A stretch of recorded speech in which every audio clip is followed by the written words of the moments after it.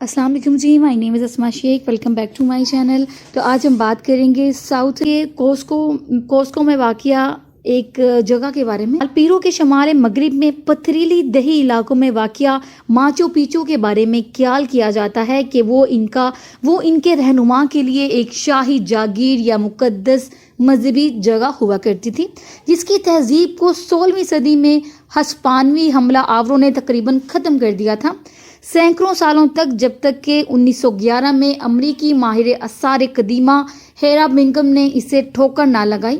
تب تک ترک شدہ قلعے کا وجود ایک راز تھا جو صرف اس خطے میں رہنے والے کسانوں کو معلوم تھا۔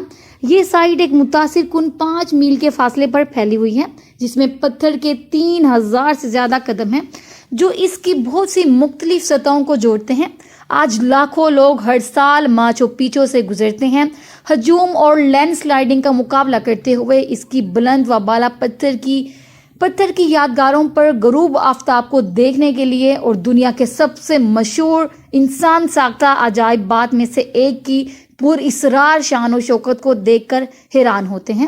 مورخین کا خیال ہے کہ ماچو پچو ان کا سلطنت کے عروج پر بنایا گیا تھا، جس نے 15ویں صدی سے 16ویں صدی میں مغربی جنوبی امریکہ پر غلبہ حاصل کیا۔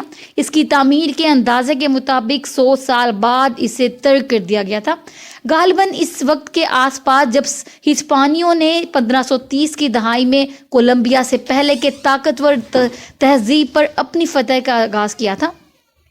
مزید کہا جاتا ہے کہ اس بات کا کوئی ثبوت نہیں کہ فاتحین نے کبھی حملہ کیا یا یہاں تک کہ پہاڑی قلعے تک پہنچے۔ اس وجہ سے کچھ لوگوں نے مشورہ دیا کہ رہائشیوں کی بیداری چیچک کی وبا کی وجہ سے ہوئی۔ کیا آپ جانتے ہیں ماچو پچو 150 سے زیادہ عمارتوں پر مشتمل ہے، جن میں حماموں اور گھروں سے لے کر مندروں اور پناہ گاہوں تک شامل ہیں۔ بہت سے جدید دور کے ماہرین آثار قدیمہ کا خیال ہے کہ ماچو پیچو نے ان کا شہنشاہوں اور امرا کے لیے شاہی جاگیر کے طور پر کام کیا۔ دوسروں نے یہ نظریہ پیش کیا کہ یہ ایک مذہبی مقام تھا جو پہاڑوں اور دیگر جغرافیائی خصوصیات سے اس کی قربت کی طرف اشارہ کرتا ہے۔ انہیں اس کا مقدس مانتے تھے۔ ماچو پیچو کو دنیا کے سامنے پہلی بار منظر عام پر لانے کے بعد سے برسوں میں درجنوں متبادل مفروضے سامنے آ چکے ہیں۔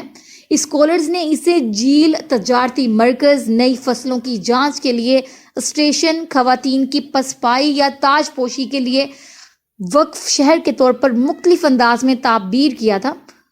بادشاہوں کی بہت سی مثالوں کے درمیان 1911 کے موسم گرما میں امریکی ماہر قدیمہ ہیرام بنگم متلاشیوں کی ایک چھوٹی ٹیم کے ساتھ پیرو پہنچے اور امید کرتے ہوئے کہ وہ ولکا بامبا کو تلاش کریں گے، جو ہسپانوی باشندے کا آخری ان کا گھر ہے۔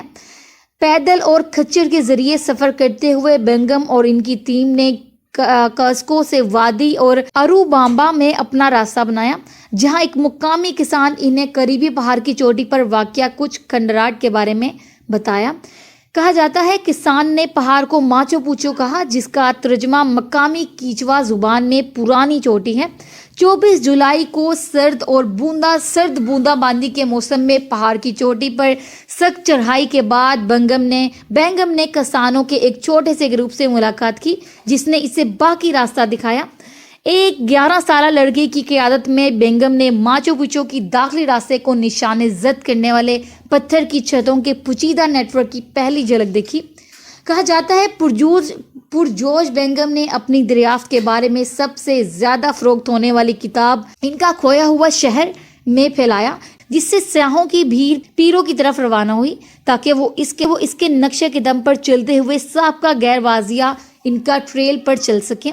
اس نے ماچو پیچو سے نوادرات کی کھدائی بھی کی اور انہیں مزید معائنے کے لیے ایک یونیورسٹی لے جایا گیا، جسے تقریباً 100 سال تک جاری رہنے والے حراستی تنازع کو بھڑکایا گیا۔ یہ اس وقت تک نہیں تھا جب تک پیرو کی حکومت نے مقدمہ دائر کیا اور صدر براک اوباما سے ان اشیاء کی واپسی کے لیے لابنگ کی ایک یونیورسٹی کی واپسی مکمل کرنے پر اتفاق کیا۔ اگرچہ اسے ماچو پیچو کو دنیا کے لیے مشہور کرنے کا سہارا دیا جاتا ہے، در حقیقت اس تک پہنچنے کے لیے ہائی وے ٹور بسیں اس کا نام رکھتی ہیں۔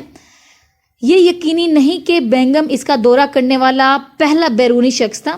اس بات کے شواہد موجود ہیں کہ مشینری اور دیگر متلاشی 19ویں صدی سے 20ویں صدی کے اوائل میں اس مقام پر پہنچے تھے، لیکن انہوں نے وہاں جو کچھ دریافت کیا اس کے بارے میں وہ کم آواز تھے۔ کہا جاتا ہے ماچو پیچو کی سائٹ پیرو کے مشرقی ڈھلوان پر ایک پہاڑی جنگل کے درمیان ہے۔ ماچو پیچو کی دیواریں، چھتیں، سیڑھیاں اور ریمپ اس کی قدرتی تہذیب میں بغیر کسی رکاوٹ کے گھل مل جاتے ہیں۔